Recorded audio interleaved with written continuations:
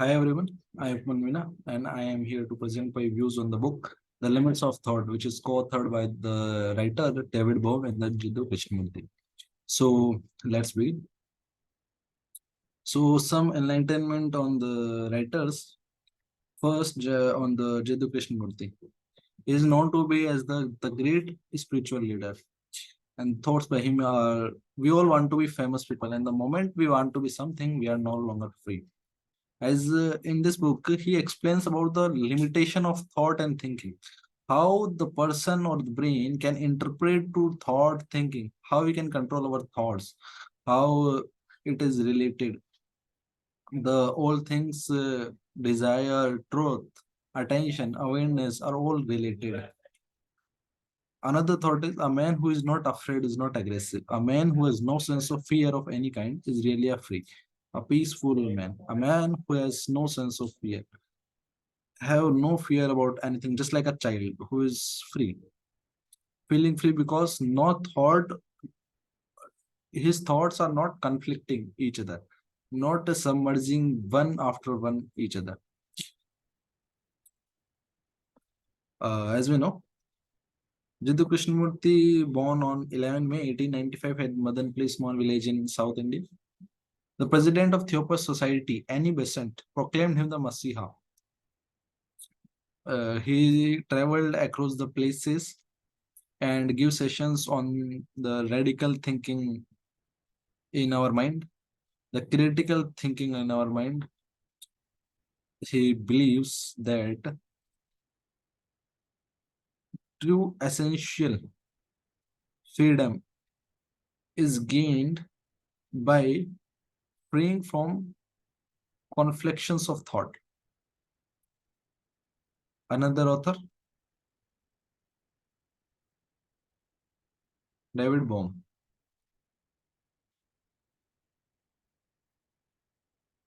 David Bohm, Joseph Bohm, FRS, was an American Brazilian British scientist who has contributed unorthodox views to quantum theory, neuropsychology, and the philosophy of mind. In this book, he discussed with Jiddu Krishnamurti the very critical thinking of thought, the limitations of thought, how one's thought is limited by their experiences, knowledge, and memory. We will know as we proceed further. Famous quote by David Bohm: "To change your reality, you have to change your inner thoughts." So the part one, against the pressures of tradition. Most of us never asked what the man is thinking, why man has given such extraordinary importance to thinking. While the process of thinking is born out of what? As we know, the thinking is born out of experience, knowledge, and memory, which is stored in the brain. And as we know, these are the things which are limited. So we conclude that the thought is limited. Jiddu Krishnamurti said that thought is fragmented, he is broken up because it is born out of knowledge. And knowledge is like the past. It is knowledge can never be the whole in human life, human mind. It can never be the whole. So thought, whatever it is, must be limited. And any action born out of thought is also limited. So in this condition, the person have a feeling of regret, confusion, feeling, and guilt. How it goes, as you know, when we want to control a thought, we want to control negative thoughts. So how do we do? We thought that we have to control a thought. So who is the controller? Control itself is the thought. The thought is controlling another thought. This is that like the fragments, one fragment controlling the other, one controller controlling the other. So the thoughts are conflicting, which brings confusion, guilt, anxiety. There are 5 parts related to the pressures of tradition. The first one is living truth. Second, the desire and goodness. Third, attention and awareness. Fourth, thought and perception. And the fifth is tradition and truth. We will see them one by one as we proceed further. So the first one is living in truth. As we know, Truth is not a matter of belief or opinion, but a living reality that can be directly experienced through observation or direct perception. So, truth cannot be given to you by somebody. You have to discover it in a somewhat. Reality is not truth, as we know. Reality can never be the truth. It is a part of truth, we can say. We have to discover it by observing, by listening. That there is a state of mind in which there is direct perception to it. So, the understanding of it comes out the question of uh, understanding of it uh, in our mind comes out the question of what is. So, understanding comes through when we being aware of what is happening. If what is real, actual, without interpreting it, it's surely the beginning of wisdom, as said by the Jiddu Krishnamurti. I think that it is like a research kind of thing. To know what something is, what it is exactly, requires research.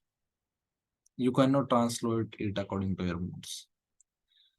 Similarly, if we can look, observe, listen, be aware of what is exactly, I think the problem is solved. And that is what we are trying to do in all these discourses. Another thing is belief, and is somewhat related to truth. When there is belief, do matter until someone has not realized truth. It's like a help in darkness. Use it for the help to realize.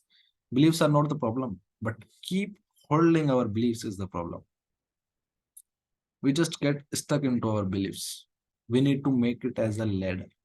Like in maths, we use x for an unknown figure. We just use it, and when we get the answer, x is gone automatically. Same case, we need a belief to use it.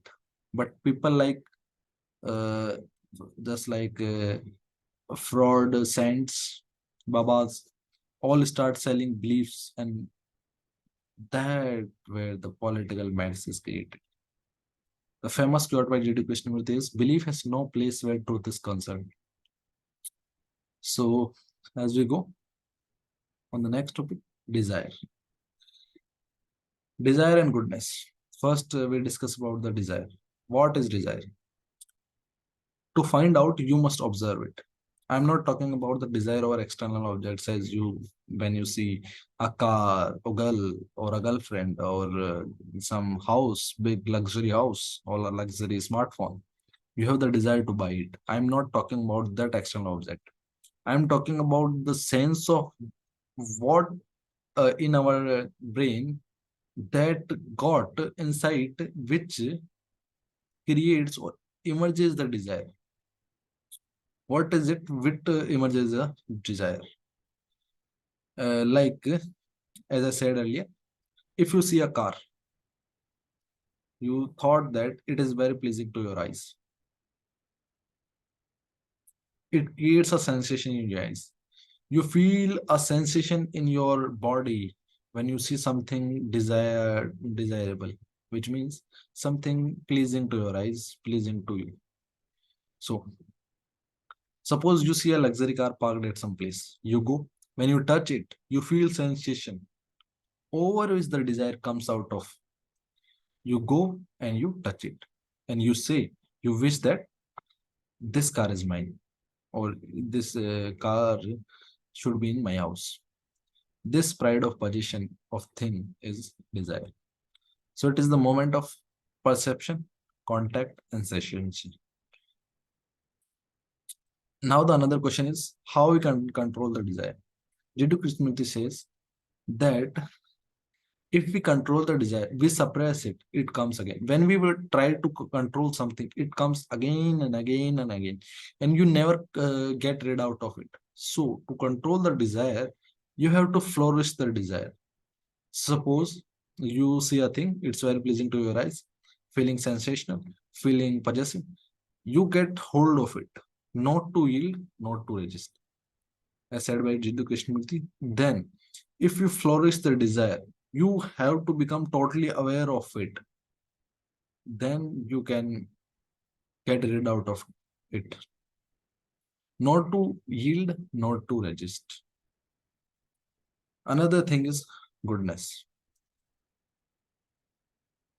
Is there a thing which is called goodness? We can call it by various names: enlightenment, generosity of people, truthfulness in our nature. If you ask this question to yourself, you will find that you will give explanation to it by some other's point of view, because you can't get the exact meaning of goodness. Jiddu Krishnamurti says it is an act of humiliation or humility that says, I know nothing. I think that we have to be humble to find out what is goodness in our nature. Next is attention and awareness. So, what is attention? What is awareness? So, attention is in support related to the quality of concentration in a person's mind. So, the very thought, when thoughts are coming in our human mind, these are moving away in different directions, and there is an urge to control the thoughts, control ourselves, and hold the thought in a particular direction. As I said earlier, when we try to control the thought in a particular direction or concentrate all your thoughts in a particular direction, that is called attention. But you need to have to get aware of the another term, which is distraction. In order to get aware of attention, as Jiddu Krishnamurti says, to get the exact meaning of the word attention, you have to also know the meaning of the word distraction. So, Jiddu Krishnamurti said that when there is one person who is aware of inner, for the aware of not being attentive, that very person is attention, in which there is no distraction. So, what is distraction? When thoughts are coming to your mind, they are not moving in a particular direction, they are moving in different directions. Then that is called distraction. Then in somewhat we are not able to concentrate on a particular thing, which means different thoughts are coming to your mind. Just like when you are taking a class, there is a thought coming into your mind, what is happening behind, or the table, or the memories of past coming back to your mind. Then you are get submerged or flowed into in their thoughts. So, how to be aware, that how to be attentive? Uh, if you listen someone or something, try it without concentration and effort to being what is said to you. Then there is no distraction. There is attention. As you listen for a minute or two, you are wandering off that very moment. You will be aware that you will be distracted. These lines are said by Jiddu Krishnamurti to, as he highlight the process of attention. Thought by him is all of life is the study of attention, because in our life we grow and we gain the knowledge. So all of life is the study of attention. Where your attention goes, your life follows. Your thoughts begin in a particular direction, you go to into that direction. So as like a student who is proceeding, and his thoughts are moving in like having a startup, so attention goes there. So he is proceeding in that direction, having a business, having a startup, creating, being an entrepreneur, just like that. Now the second thought comes: what is awareness? Awareness in somewhat related to attention. uh, if you are attentive, then you become aware that I am present here. Nothing is different from it. Presentness in our mind, as we see, interrelated to attention. When thoughts are proceeding in one direction, so when you concentrate, every thought, every thinking, every brain, every nerves in your mind concentrate on one single thing just to get the knowledge what is being said by the sir in a class, or some person, or what is being the meaning of the words you are listening to a music. So that leads to focus. You become aware that you are listening, you are getting what is. So when you concentrate your thought at a at a point, just like I said, listening to a class, you become aware that I am uh, getting it. But when you're distracted, your awareness becomes loosened. You don't get aware that I am distracted unless and until there is an attention comes out. You get to know that I become aware that you become distracted. It leads to focus. And Jiddu Krishnamurti says, if you observe things carefully, attentively, then you get become aware of it, what is happening. So proceeds to on the further. The next one is the thought and perception. So what are thought? Thought, someone refers to link like what is thought, what is thinking. Why do every person's live, act, and do everything on the basis of thought? When you drive a car, when you are working something, or when you are performing rituals, relationships are based on thoughts, daily life works are based on thoughts, as like many works that driving a car, parking a car, playing football, playing car, doing something, reading, writing, everything is based on thought. Our actions in daily life are based on thought.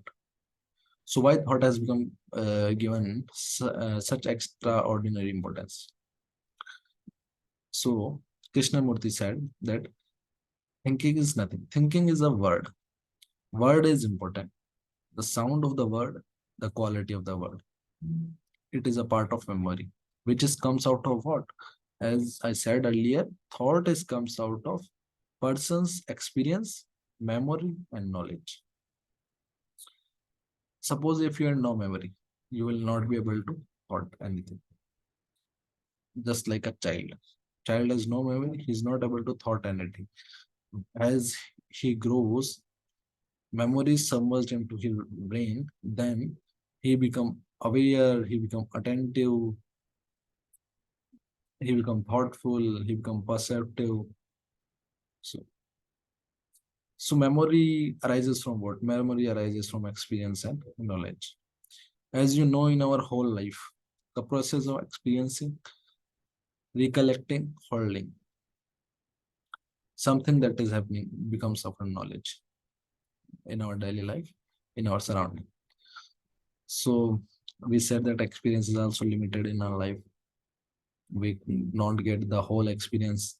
One person's experience is different from another person's. So it is emerged out of memory.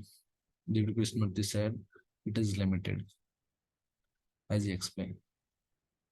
Time and thought are the root of fear. They are not separate moments. Proceeds the further. Tradition, truth. Now here goes. As we know, what the tradition is. Tradition is something which is passed from one generation to another, holding down the something like principles or formations, rules, rituals, customs, which is being passed from one generation to another. But Jiddu Krishnamurti perspective is different. It's he said that it is like a source of insight. When you become aware, you will get what the tradition is. Another thing is truth. So what the absolute truth is again comes out of it. The first topic, living in truth. This is what tradition is somewhat related to truth. Uh, Another way to explain that, suppose when you call yourself an Indian or a Muslim or Christian or European or African or something or anyone else, you are being violent. Why are you being violent? Because you are separating yourself from the mankind. This is what something has been said by Jiddu Krishnamurti. He said that tradition becomes security when the mind is secure. Life is a joyous thing when you bind the life by all moralities and traditions. It is a tradition that a man who acts from nothingness or who acts from God, he means to be pessimistic or optimistic, comes out of what tradition is. He would not do evil thing, as you know. Tradition does what it makes people accept a certain structure of reality very subtly without realizing that they are doing it. Just they are doing it without realizing what is happening. Suppose, for example, in early life, children are brought into a tradition when they follow it. Everybody says that's right. You are good, so go on. When children is following a tradition. Tradition goes back to the feeling of belonging to the family or community, of being approved, because you are not only doing what they say, what they you are supposed to do, but believing what you are supposed to believe, that we have a correct consensus to what is real. A belief we don't create our reality. We just separate it. We just follows it like a rule. That this has to be like this way. We just followed it. So here comes the next part of the book. Seeing the illusions of security. In this book, in this part, the author about this topic explores the nature of insight and the importance of cultivating it. About the illusions, about the insight arises from deep understanding of oneself and the world. That it can liberate us. Deep insight of thinking, of thought, can liberate us from our limited modes of thinking and perception. So the part one is the liberation of insight, and the part second is the intelligence of love. So the liberation of insight. As you see, what means liberation? Liberation means freedom. Liberation is a state in which all, me, myself, self-consciousness has ceased. The mind is conditioned by various factors, such as culture, education, personal experiences, which create a framework of beliefs, assumptions, and expectations that shape our perception. So, these experiences or perception conditioning limits or prevent us from limitations, from seeing things they are. Instead, we see them through a filter of concepts or ideas. So, as you see, everyone's perspectives is like fixed. They don't see or change their perspectives, born out of experience, because a person's thinking is limited. He can see there are variety of perspectives of a single thinking, of a single thought, of a single event is going on. He just pick out the very one which is most suitable for him according to his experience in life. It just always related to the background of the human life, background phases of him or her, which it is related. So, Jiddu Krishnamurti said, to become liberate of insight, of inner self, one must become aware of conditioning and of his uh, going on daily life and challenge it. This involves observing one's own thought process without judgment or achievement, or being open to new perspectives and ideas. Though this process of self inquiry and introspection, one can break free from limiting beliefs and see things in a new light, leading to a deeper understanding of reality and the world around us. Obviously, the concept of liberation, the authors emphasizes the importance of self-awareness and critical thinking, to breaking free from the limitations of conditioned thought and experiencing the reality of truly what it is. It is become somewhat related to open mind perspectives and critical thinking of a human mind, radical mind. So proceed further.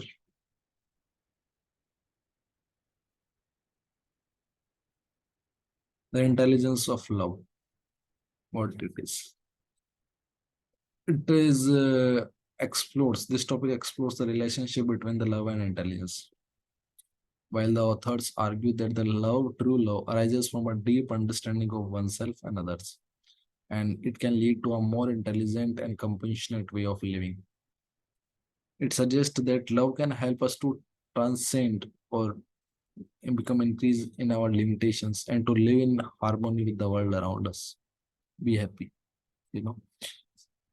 So, uh, is that intelligence related to love? I don't think so. One cannot accumulate love. Love can't be accumulated. It is not limited.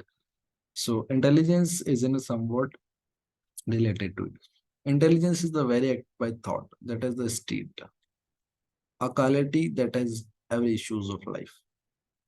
Helps in proceeding further in areas of research or technology, as we see. These words are being said by Jiddu Krishnamurti. I thought that with intelligence, is there a state which can solve the innumerable conflicts? Yes, we can solve with intelligence, we can solve innumerable conflicts and miseries. If we see the other side, what the love is, love has become somewhat related to sensation, becomes sensory sensuous. As someone feels pleasure, somewhat related to love. But without the one, you cannot have the other. J.D. Krishnamurti said, without the intelligence, you cannot have the love. Compassion and love has a great compassion and love has the great quality of great intelligence. And this is the true solution which will solve all our problems. It will solve conflicts, queries. You have get the sense and the feel of freedom. Thank you, everyone.